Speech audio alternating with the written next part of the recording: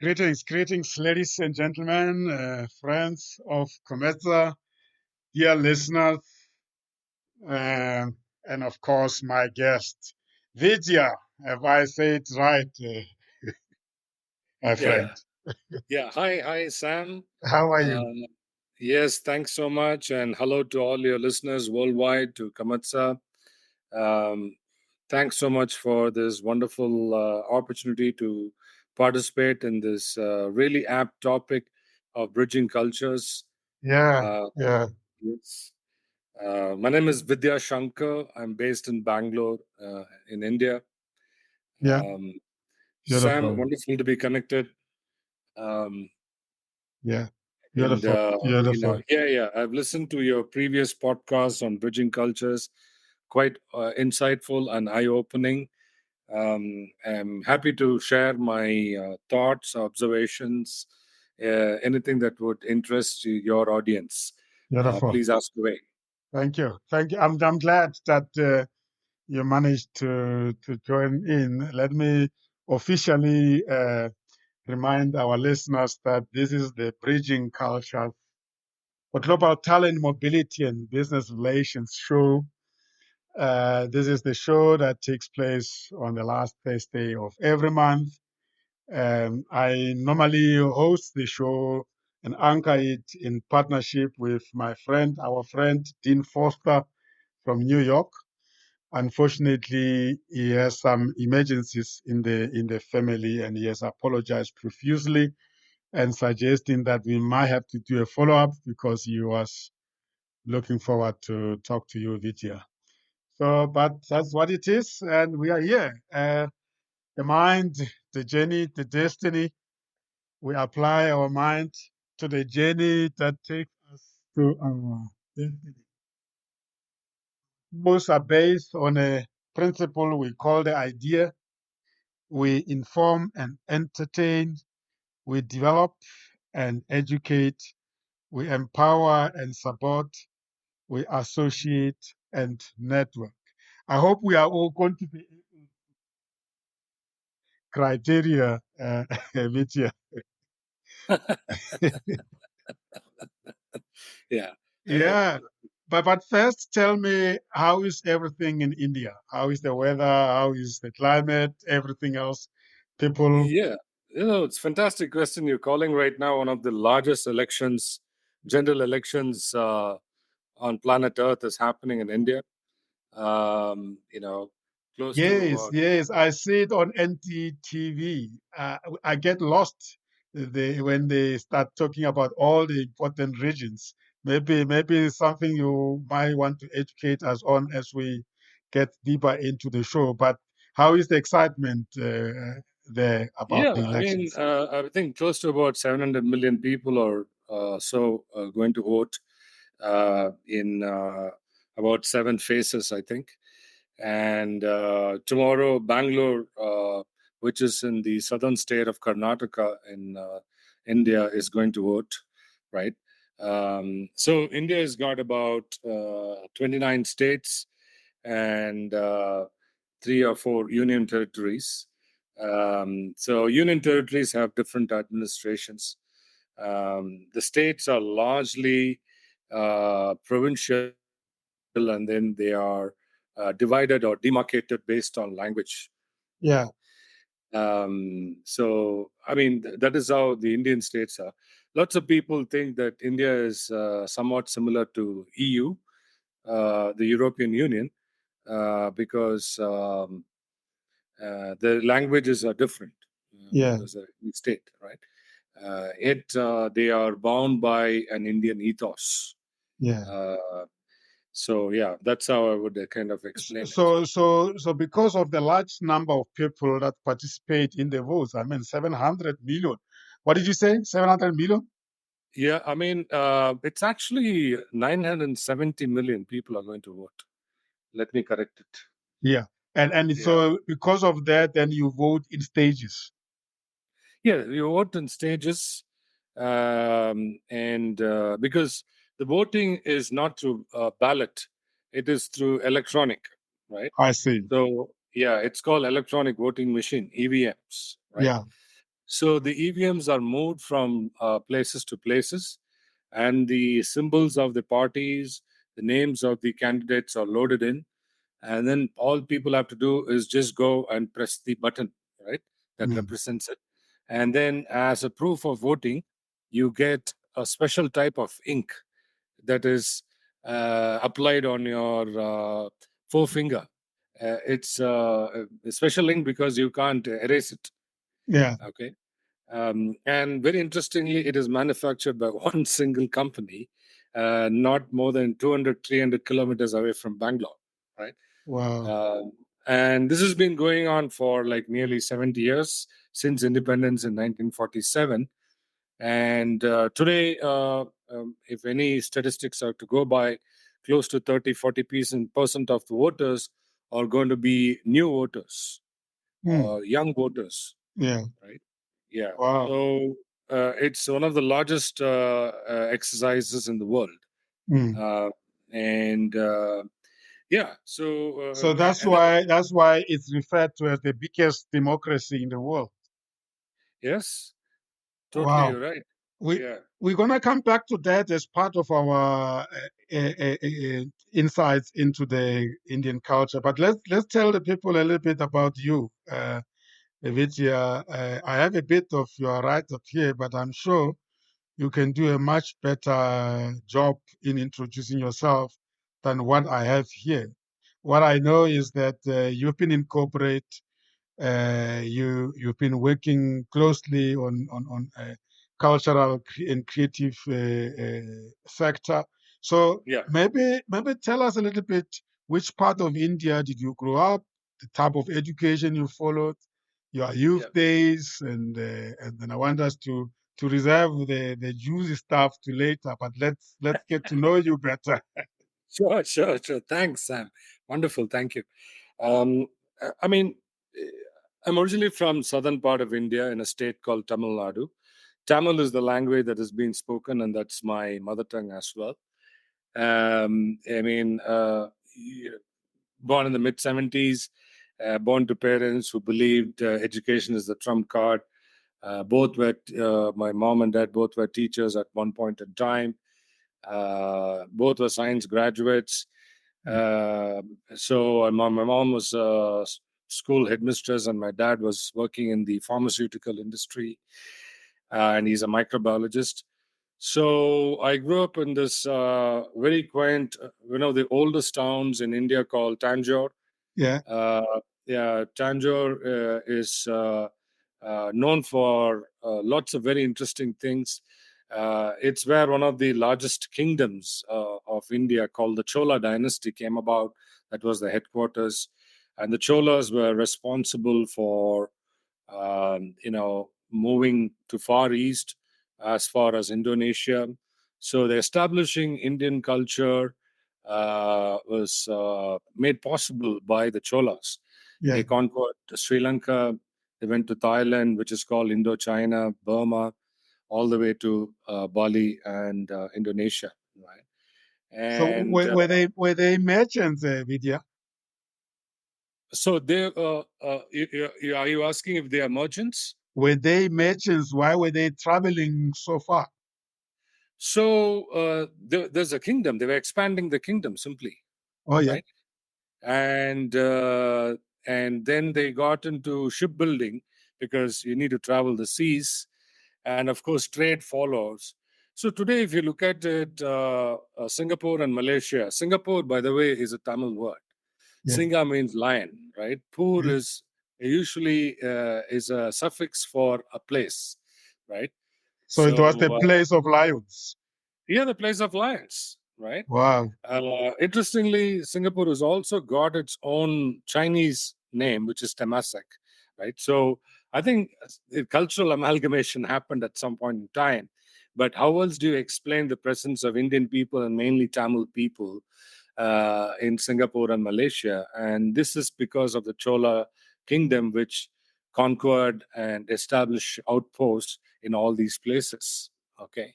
Mm. So coming back to Tanjore, so Tanjore also was considered the granary of southern India because of the a very interesting river that comes from Karnataka called Kaveri, that joins the sea in Tamil Nadu near Tanjore. So it forms the Tanjore Delta, right? The rice delta. So I grew up in Tanjore. It's a historical significance. Then till my first 15 years, in a very interesting school called Don Bosco. Probably some of you may be aware. And then I moved further south to another historical place called Madurai, which is the stronghold of another dynasty of kingdom called the Pandyas.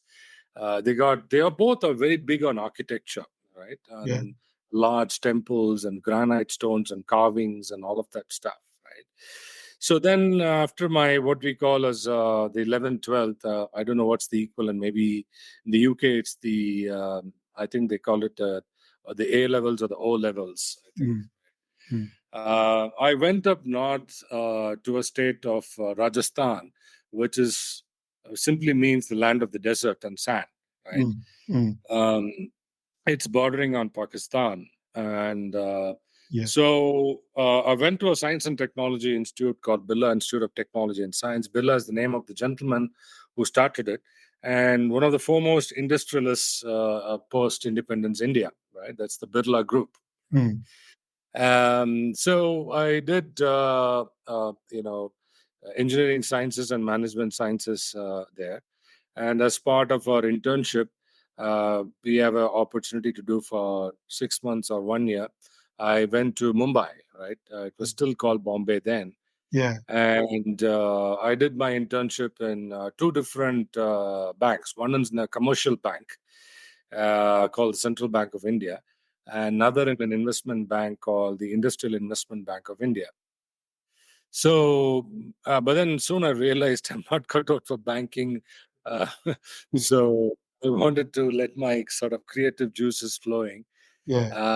In college, I had done, since I'd done management sciences, and I was very active in theater and plays and that kind of stuff, organizing cultural festivals, all that stuff, right?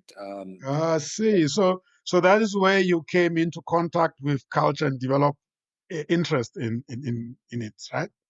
I mean, it's been part of my upbringing, right? Because what I also like to add is that as part of our growing up, me, my cousins, we learn musical instruments when you're young. We're encouraged to follow sports. Of course, we're encouraged to excel in studies and school and all of that. But this kind of holistic development was always part of our household, right? Learning a music, like usually girls always learn singing or playing the violin or the piano or one musical instrument. Guys always end up learning either the guitar or one of the traditional percussion instrument, right? So, the northern part of India, I mean, there are many musical forms in India. We call it Hindustani classical or the Carnatic classical, right? So Carnatic is the southern region largely. Hindustani is largely the northern part of India, right? Let's just say. So either we learn to play these classical instruments. So what I'm trying to say is that the idea of culture and tradition is part of the upbringing. You see, and then I mean you do it because you just do it, and then you begin to enjoy it. Later in life, when you reflect it, you understand the importance of all of these things in developing your personalities, your sensibilities, ability to interpret the world around you, or to just to simply meet new exciting people. And uh, it's very important for bridging cultures, I would say.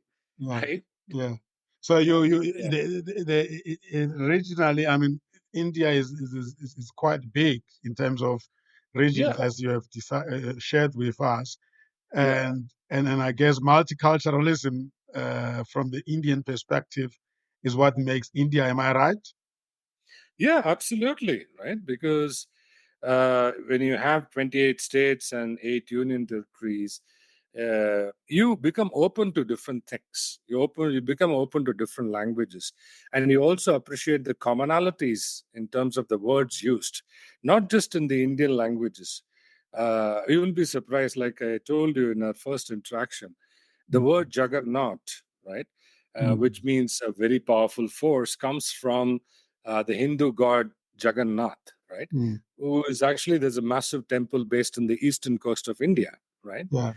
Uh, and then when people talk about pundits, it's a clan of people who are highly educated and proficient in many languages and expert in few things.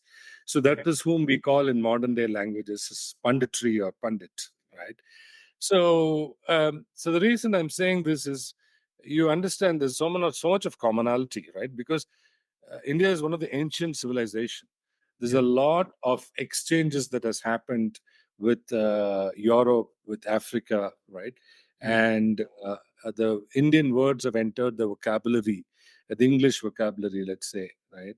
mm, And it's a process of assimilation, right? It's a mm. two-way street.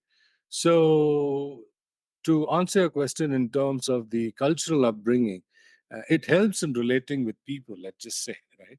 Mm. Because India is always, the motto has been unity in diversity. Yeah. Yeah. We- And that can be that's a microcosm of the world that we live in today, if you ask me, right? Mm. We're all first and foremost human beings, right?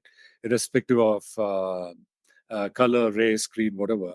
Yeah. Um, and we're all diverse, but we're also human beings, right? So in some So ways, it's Vidya, if someone comes to India for whatever reasons, say work or travel, so there's no one national Indian culture. There are many cultures that make India. Is that right? yes and no. I'll tell you why, right? Some festivals are celebrated across India almost the same time, Yeah. right? Some festivals are very specific to certain province and regions. Okay, Mm. um, so there is no one culture that we call as Indian culture. Yeah. It's a melting pot and it's multicultural by nature. Yeah. And you start appreciating because the weather changes, the clothes and the weaves changes, right? The food changes, the language changes, right? Mm. The topography changes, right? Mm. So people need to be very open to that idea, right? Otherwise, the opinion is that, oh, it's Bollywood. Yeah, Yeah. Bollywood is great. It's fantastic Yeah. advertisement and a poster boy for Indian culture, no doubt, right? But Mm. there's so much beyond Bollywood, because Bollywood just represents mainstream Hindi cinema, right? Mm. Which is Mm. the largest languages that's spoken in India, right? Mm. But in southern part of India, there are four southern states. Each have, although Hindi is spoken in different degrees, they have their own unique language and culture. And the films that are made in Tamil Nadu, where I grew up, or Karnataka, where I'm currently staying, are very different. The sensibilities are very different, right? And thanks to OTT like Netflix and Amazon Prime, people are discovering. I mean, one of the, let's say, offshoots of the lockdown and the COVID was that people had so much of time. They invested in discovering new content through Netflix and Prime. They started discovering new culture and new kind of movies and series. Mm. Uh, and that I would also recommend that to my overseas friends. So India is not one monolithic culture, and Bollywood, everybody doesn't do Bollywood. Bollywood is great, right? So now, Vidya, so what languages are spoken officially? So there's no one official Indian language, as you said, but English, obviously, for historical reasons, is the most spoken. Am I right? Um, yeah, I mean, largely you can get by speaking English in India. I would say that, at least in the major cities, right? Yes. And the top sort of travel destinations in India, you can get by with English for sure, right? Um, so, and I have to tell, we have to talk about IPL and cricket right now, right? Mm. because you see right now IPL, the Indian Premier League, is happening.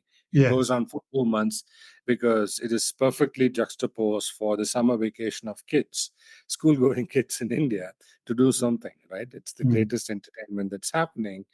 And You have a lot of overseas players from South Africa, from Yes. West Indies, from Australia, New Zealand, England, all participating in the Indian Premier Yeah. League. Mm. And, and this is the biggest cultural exchange and brings the Indian culture in close proximity to all these influences worldwide, Yeah. right? Yeah. Of course, they're all paid top dollars. I Uh, wanted to say that it's also big commercially. Sorry, what's that? I wanted to say that commercially, the EPL is very big. Yeah, absolutely. I mean, right now the IPL viewership is as much as the Super Bowl, and it's the second only to the NFL, right? Mm. And then this is all in the last decade or so, all this growth, right? Yeah. If you look at the amount of money that has gone into buying the rights, the television rights, the internet rights, they've jumped almost 50%, right? So it's a big game, it's a big bucks game. Will you say as a result of something like EPL, the mobility of the Indian people, interstate mobility has grown up? Big time, because South Africa, I think, had the first South Africa Premier League this year in February. Yeah. So some of the franchisees are owned by the same franchisees who own the Indian Premier League teams, Yeah. right? Yeah. Um, so the way they went about is it's the US NFL and the NBA kind of model, or the Major League Baseball model, right? Like you have the New York Mets and then New York Yankees. It's all based on cities, right? You have the Mm. Mumbai Indians, the Chennai Super Kings, Royal Challengers Bangalore. So they named after cities to build city-focused, state-focused, loyalty and Mm. franchising. Mm. But they are private entities. Yeah, they are private entities, correct. They're private entities. So you have a similar kind of an English Premier League football culture, right? People wear jerseys, there's a lot of passion involved, right? Except consumption of alcohol is not open, Yeah. uh, yeah, in India, Mm. unlike the English Premier League, let's say. But otherwise, everything is quite similar. Yeah. Take us. Let's go back to your journey, because I want to link your professional work with the cultural work that you have done, just to bring the perspective into why did you find it so necessary that you built your professional work and business around cultural thing, to a point where you went to work for Nice. Maybe if you don't mind, just link that for us. Love to. No, it's a great question. Thank you. I started out after my iBanking stints internship. I chose my first job to be in advertising, right? So that says something about me, right? Yeah. Because advertising is combination of sociology, anthropology, understanding the publics and communication and all of that stuff, right? So I was in advertising. Then I joined a startup in outdoor electronic media.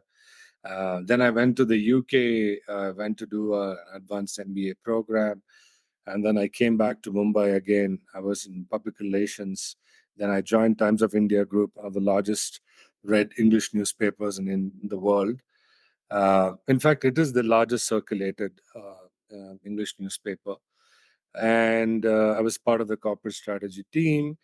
And this is all in Mumbai. And then I moved to New Delhi to work for a risk advisory firm called Controlled Risk, and yeah, essentially helping overseas investors to understand India and the Indian landscape, the cultural business piece, the due diligence piece, the risk and rewards of investing in India, and also advise Indian companies to oil companies, for example, or mining companies, to operate in Sudan, for example, Mozambique, right, Yeah. or in Iraq, all these places. Uh, And then that was just about the time WhatsApp got acquired by Facebook for what, $19 billion or something. Yeah. Then startup bug bit me again, and then I moved to Bangalore, which is like the startup capital of India, let's say, right?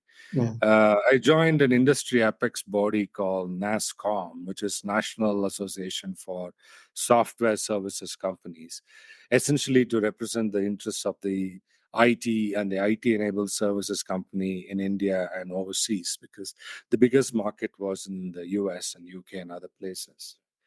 So we're setting up the third largest startup ecosystem in India with the help of the Googles and the Amazons and the Microsoft of the world. I like the innovation space, and I like the early stage companies, right? There's lesser rules, and then you're breaking new rules, all of that. Culture was something that was some constantly following, more because I was a kind of a strong interest in the development of India and the India story itself. Right? Yeah. And when you go and live abroad, you understand whether you like it or not, your identity is shaped, right? Yeah. But the way you look and what you speak and all of that, whether you like it or not, right? So I mean, for me, spending the time in the UK and sometime in the US, you realize that I'm more Indian when I'm outside of India than when I'm in India, right? Yeah. Uh, so I don't know. Probably it's the same for you too. I don't know which province in South Africa you are. If you're in Durban, are you seeing somebody else? If you're in Joburg, are you somebody else? I don't know, right? Uh, Yeah. No. Your level of consciousness is raised in terms of your identity when you are away from your home base. Absolutely. A similar experience here, spending time in Europe. I was reminded every day of my identity. Not that, uh, not necessarily that you always go through problems, but just the fact that you are not from there, and every now yeah. and then you are reminded that this is a different culture and this is a different country, and actually it makes you tolerant and respectful of other cultures, even interested. Yes, absolutely right. Because suddenly you realize that the empathy you did or you didn't receive, Mm. you should offer too. Yeah. Because at Yeah. least Yeah. And I think that brings me to business, because business doesn't know any borders. But as it crosses borders, then it needs people like yourself who have chosen to work with culture. It's not necessarily the bottom line, but it affects the bottom line. So is that the reason why you wanted to bring business and culture together, or was it because of the marketing or advertising that you had to do? it's a bit of both, right? Because um, when you work in I mean, in India, like I told you, you work in a multicultural environment, right? Because languages are different. Sometimes people look the same, people look different, right? But there is at least some commonality, right? When you go overseas, everything is different, right? Mm. So I appreciated my multicultural background that I was brought up with, right? Because there's a certain amount of empathy and respect and understanding, right? Because perspectives may not be the same all the time, right? And then working in a risk advisory, that's one of the chief things, right? Was to establish trust, right? Yeah. There are unique business practices that are endemic to India and this part of the world, which the Western world may or may not appreciate. For example, the sense of time. This is always IST people always funnily say it's Indian stretchable time, right? Mm. so, Mm. so and then it makes you wonder, why is it so? It's not like people don't have watches, but the concept of time is very different, because when you go from an agrarian society and Mm. then, except for some communities that go to the industrial era, you leapfrog into an information era.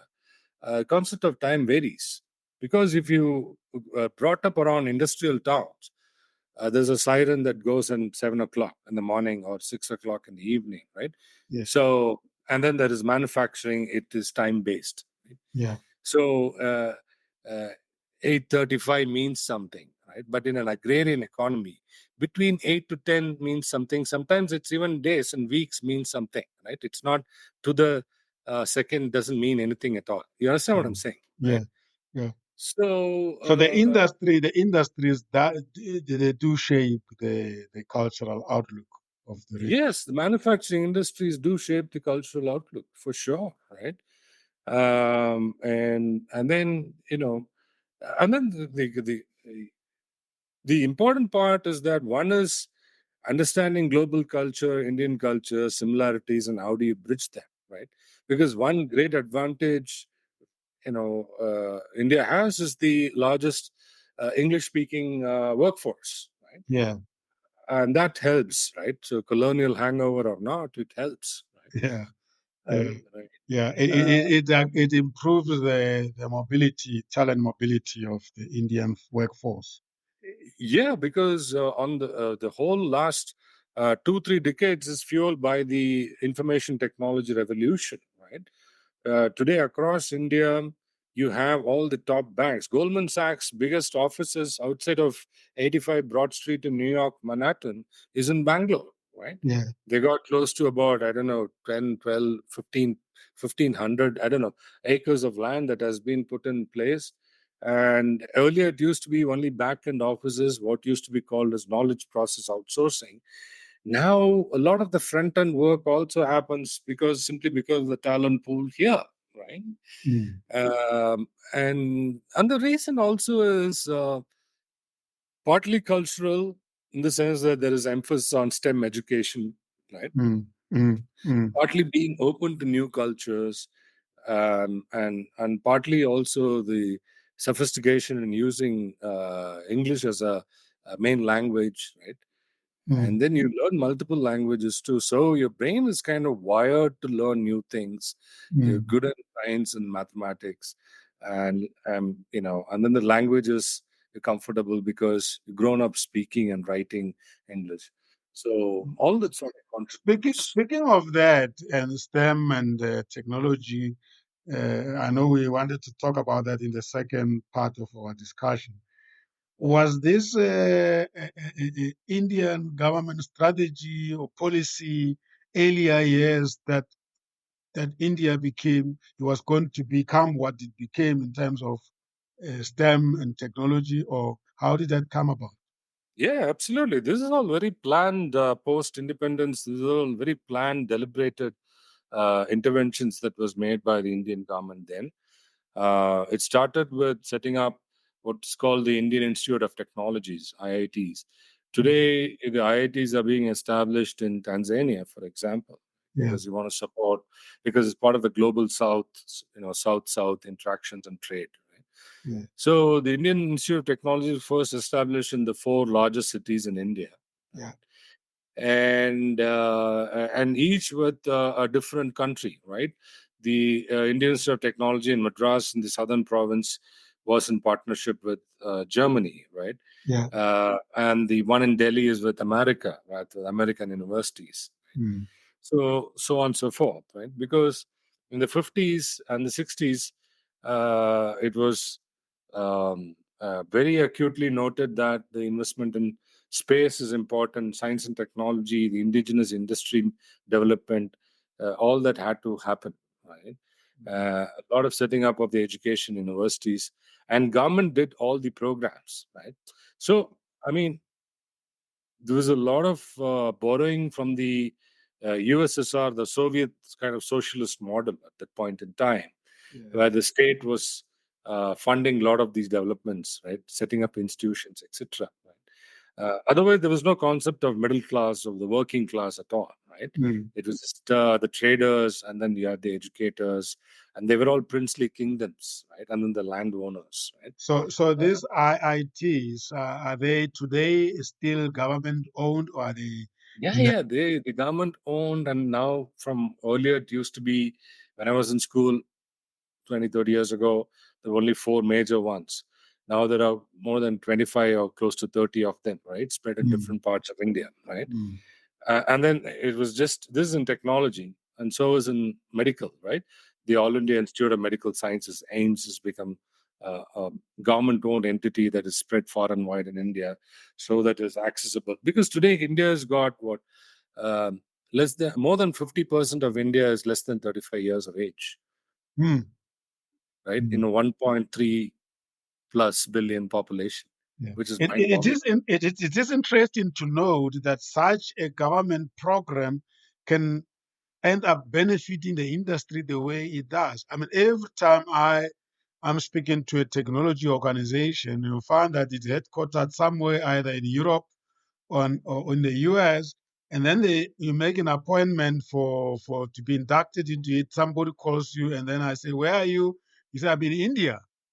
So it looks like this has really revolutionized the way India has positioned itself in the world in terms of technology. And the beneficiaries, I guess the beneficiaries are the Indian citizens, but it looks like massive technology companies in the world are actually responding to that. Is that my observation right? Or is it how you You're bang on, because if you look at you're absolutely right. The Fortune 500 companies, they all have presence in India one way or the other. yeah. So what used to be the back office of the world, now it's almost the front office, right? Our centers of excellence, we call them global capability centers, right? A lot of the uh, research and development, for example, the semiconductor companies in the world, Mm. they all happen out of Bangalore and other parts of India because of the talent pool, right? And thanks to information technology, right, there's so much of the technology work is done out of India, right? And it's earlier it used to be labor arbitrage, cost arbitrage. Now it's technological advantage. Mm. And Yeah. then thanks to these technological institutes, so what has happened is that because of this establishment of these large government programmed institutes, it's in set in place a knock-on effect, right? Because there are a lot of other replicas done by the state government. This is the federal government project. The Yeah. state government also started undertaking such education institute, and then private institutes came about, right? Uh, how else are you going to make today? Right to education is a fundamental right, right? Yeah. So, and government funded basic primary, secondary, tertiary school programs happen. And then along with it, the private industry, private education also took off, right? So whoever could afford the private schools, so that also happened in parallel, Mm. right? And then this happened 70s, 80s, 90s onwards, and when India opened up and signed up the general agreement on tariff and trade, which we call as liberalization, because it was no more licensed Raj, right? People could own, overseas companies could operate in India. Then things become a little bit more fluid, and today we are operating in a very flat world, so to speak. Right? So, and all those investments. So, what happened also earlier, there's this concept of brain drain, right? Mm. Because the best brains that went to these technological institutes didn't want to stay in India. They all went to the US because US was open to migrations and talented people and all of that. And that today is they've become the brand ambassadors for India, right? If you look at Yes, I mean the Microsoft CEO, I mean the Google is CEO, yeah. all of that, right? Uh, and that is a testimony to the education that you've had here in India. Mm. How do they remain connected with India? Such export talent, I mean, such talent that is left. Do they outroot themselves completely, or are they still having link to India So, intentionally? again, I think what has happened is it's all happened in the last 20 years, honestly, right? And there was a era of set of people who went much earlier in the 70s and 80s and 90s, whom a lot of people don't know, but they still took companies to NASDAQ and NYCs, right? And then, they made millions, setting up technology companies, etc. Mm. But what we all see in the news is only Microsoft and Google and Adobe and those kind of technology companies. Uh, the people who are doing well in banking, etc., globally, right? Mm. Uh, So, it- people today get in touch because India is now one of the fastest growing economies in the world, right? Yeah. Largest democracy today. Mm. All this soft power also helps. Mm. And then you have the established kind of overseas Indians. Mm. Today, I mean, you have a Rishi Sunak who's got Indian Yeah. origin, right? Who's the prime minister, right? Mm. And not so long ago, you had another Indian origin potential presidential candidate in the US as well. Yeah. Uh, That brings me to the topic of global multiculturalism. yeah. Um, and I mean, is that something that you consciously drive? Every time I watch the people who specialize on this topic, because it's one of my favorite topic in terms of diversity, uh, 3 out of 5 people who love facilitating that conversation, they're either Indians or have got some Indian influence in their makeup. Yeah. Um, I guess maybe China is also probably in the more or less the same level as India, and it's because of sheer numbers. But I find because maybe of English language, I find the level of consciousness around the topic of global multiculturalism being very high in the Indian corporates. Maybe I just had a special interest, and that's why I'm aware of it. But I want to yeah. hear it from you whether that is the type of a program that companies that are located in India with global perspective drive intentionally as a strategy. Absolutely right. Because, like I told you, multiculturalism is built into the DNA, right? Because of different states and languages, etc. And then, when you go abroad, go to the UK or the US, you obviously become that much more conscious of different kinds of people, the multicultural part there. Right? Yeah, The very fact that some of these Indians are leading large organizations because English is the primary language of transaction. Right? yeah, And Indians are good at it, say, as compared to Chinese, for example. Right? Um, and then, you become that much more sensitive to other cultures, right? And mm, you're able to communicate and articulate well, and they're much more sensitive. mm, Uh, you're able to thrive in a multicultural environment a lot better. mm, And the very fact that lots of these Indians are heading these multinational organizations is a mm, true testimony, I would think. mm, mm. The, I know you are very much familiar with the history between South Africa and India. Yeah.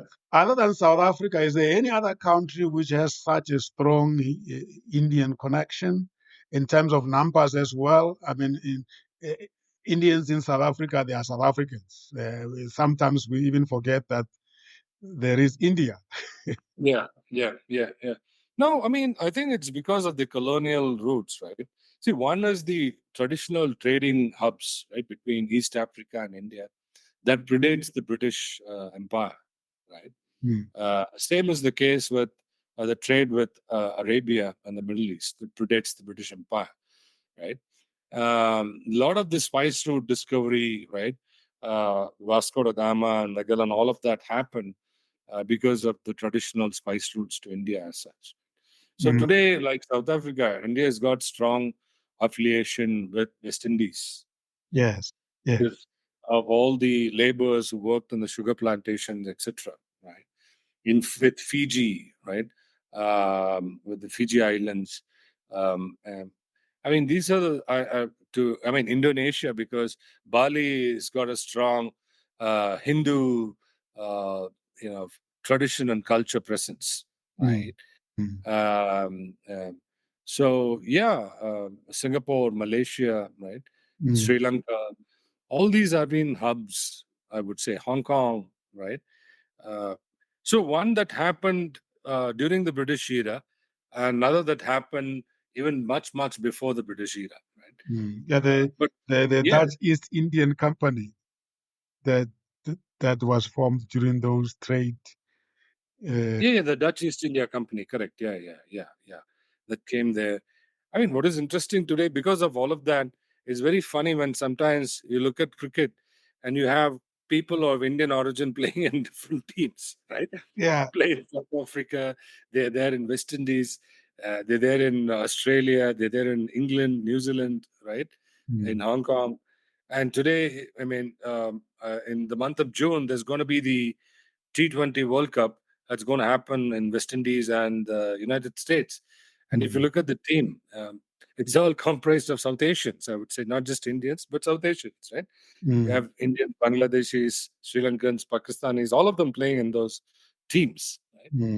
Because of the immigrant population, right? I mean, uh, if there's something that you want to ask specifically on culture or, happy to answer those, right? So you mentioned about nice earlier on, right? The reason I kind of, advertising, brand, and all of that kind of startup environment and finally landed in this nice role, which is network of Indian cultural enterprises, is primarily because of what's happening in the world, right? Because if you look at yoga is a multi-billion-dollar industry, right? Yeah. There's no major city in the world that doesn't have a yoga studio today, right? Yeah. Some people might know yoga came from India. Some people may or may not know, right? And then there are different derivatives, variations that have come about, right? But there are certain brands that have been built based on yoga. Like Lululemon is a brand out of the US, which launched about a decade ago what we call today as yoga pants, right? That became like a super hit, right? Uh, and then Starbucks has something called turmeric latte. Turmeric or curcumin is something that is indigenous to India, right? It is part of the household and grandmom's recipe, right? So what the West has done really good job is taking some of these cultural products and marketing and productizing it, right? I'm sure, Africans and South Africans also will relate to it. Probably there are products and things that are sold in the US, right? Uh, so, and I mean, this is a not-for-profit organization. We felt that let's find a way to build markets for Indian culture and uh, science, knowledge systems, not just for Indians in India or overseas, but for across all cultures, people, right? So yeah, that was the What kind of stereotypes do you always come across when you travel the world about India? that's a we can have an entire segment on it, right? Right. So it could be a Bollywood stereotype. It's the language and the accent stereotype, right? It's the head bobbing stereotype, right? And so, I mean, generally at a philosophical level, generally Indians are pacifists, right? Non-confrontational, right? Mm, But that doesn't mean you're strong or weak. It just means you're resilient and you're able to see through things, right? mm, And it's part of the upbringing, right? To stand up for what is right, but also know that an eye for an eye makes the entire world blind, right? mm, mm, Uh, so you experience different kind of stereotypes, but thanks to the internet, thanks to the social media, thanks to a lot of the Indian students also traveling overseas, a lot of those stereotypes are being broken today, right? People see mm. things for what they are, right? And Yes. when you come to India, it's a different cultural shock because suddenly it is not what you've seen in Bollywood movies, right? Yeah. I'm sure it's the same. Like US is not what we see in Hollywood movies, right? Mm, That's a reality check, right? mm, Uh, in an organizational context, it can be exciting, mm, it can be frustrating too, right? mm, mm. Because what has been determined in New York and London may not be followed in Bangalore. Yeah. Yeah. Because the language is slightly different, customs are different, the idea of time is different, holidays are different, right? And then the sense of authority and all of that is very different, right? So lots of the products that work very well worldwide have failed in India, Mm, right? mm. McDonald's. I've seen the other sector that is really influencing the world much more is the wellness and meditation, mindfulness stuff that I think traditionally originates there. And now is a very big industry, as you mentioned, for instance, earlier on. And those are some of the things that people will associate with India. Uh, but I don't know whether Indians themselves really consume those services. You know, it's almost like if you say the BMW, Mercedes-Benz, and Volkswagen are German companies, but when you go to Germany, you don't necessarily find every German driving those cars. So it's almost Yeah. like something that you started in India, but is consumed by the whole world. And that's the perception I have. Well, I mean, that's changing, Sam. It's a good point you make, but because India has been the cradle of all of this yoga and meditation stuff, right? Of course, this Buddhism also came from India, right? Yeah. You know, see all this mental wellness, emotional wellness, um, mindfulness, awareness, all of that stuff has just become buzzwords now, right? Mm, It's all been ingrained into our day-to-day habits and for millions of years, right? mm, Unconsciously, people have been doing it. Consciously, people never thought about some of these things, right? Today, somebody calls what we call as yoga nidra, right, which is a form of deep sleep without sleeping, right? yeah. Meditative sleep. Yeah. We call it deep rest, no sleep, right? Mm, So because Harvard says so, right? So, but people have known this for a very, very long time. So that is also another angle, right? In mm, in your effort to sort of diffuse some of these things to the larger world in the English language, uh, sometimes this cultural appropriation also happens mm, without giving due credit, right? Which is why uh, when people talk about Japanese things like ikigai, right? yes. Uh, right? So you give the cultural respect. So it's very important that you'll use the correct words that has been used in the language of origin, right? Yeah. In the place of origin, right? Because that's also respectful. And sometimes they don't have an equivalent word in English, right? Mm, Uh, uh, so we call dhyana, right? Dhyana is also meditation. It is also being meditative. It's also awareness. It's an amalgamation of so many words, right? So when you learn new languages, new words in cultural context, you understand the entirety of it because mm, otherwise it just becomes a part of what it's actually meant. yeah. You don't get the full import of it. Yeah. What role did religion play in development of the Indian culture? So, I mean, it's a fantastic question, right? Because the isms were not part of India till, maybe 200, till the British came here, right? There's no Hinduism. The word Hindu itself doesn't exist in India because there's a river called the Sindhu, right? Yeah. Which is today origins from Himalayas, flows through Pakistan.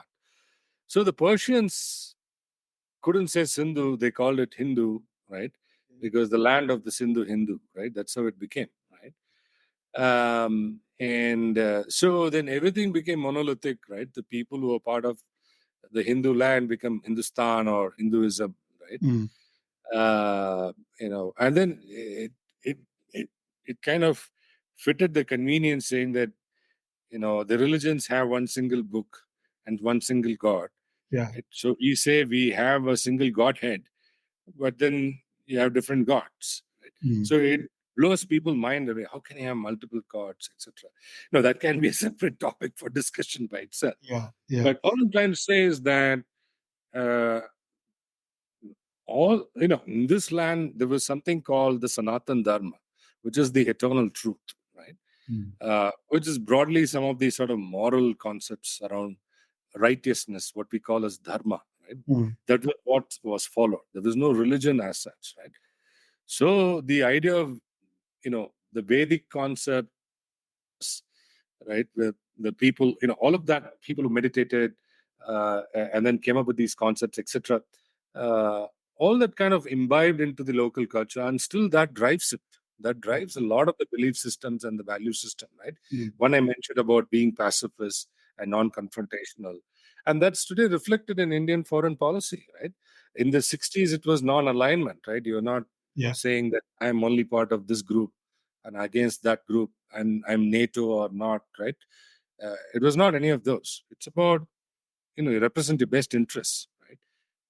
And the vaccine diplomacy showed it all, right?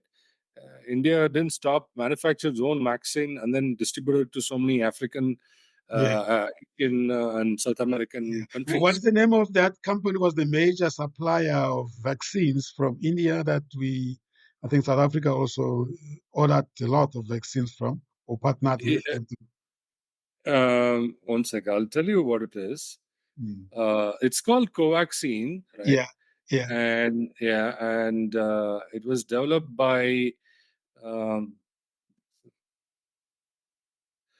just give me a sec. I'll tell you. By this company out of headquartered in a place. It is called the Serum Institute of India. yeah, yeah. Yeah, yeah. They're based in the city of Pune. Mm. Um, and it's one of the largest producers of vaccine. And there's another company called Bharat Biotech. Yeah. So the two vaccines that were made in India, Mm. one was called Covaxin, another, I forget the name. Yeah. Uh, yeah, Vidya, we're gonna take a break and come back. I've got so much I want to ask you that is so important and helpful. For instance, I want us to the number of holidays, Indian holidays or Indian festivals that are celebrated in South Africa that I want you to talk to. I want you to talk about also the IITs because I came across the IITs through my Motorola days. It's very highly praised, and I just want us to share on that because that's something that South Africa is it's the one area in South Africa that we really want to see sure. how we can look at that. And then I want us to talk about the the the technological advancements that have influenced the Indian culture and the Indian education. Uh, I really I want us to touch on that, and then we can, on a lighter note, and really talk about some of the emerging powerful Indian companies that are so present here in South Africa. Tata is Mm, one of them. yeah, Mahindra is one of them.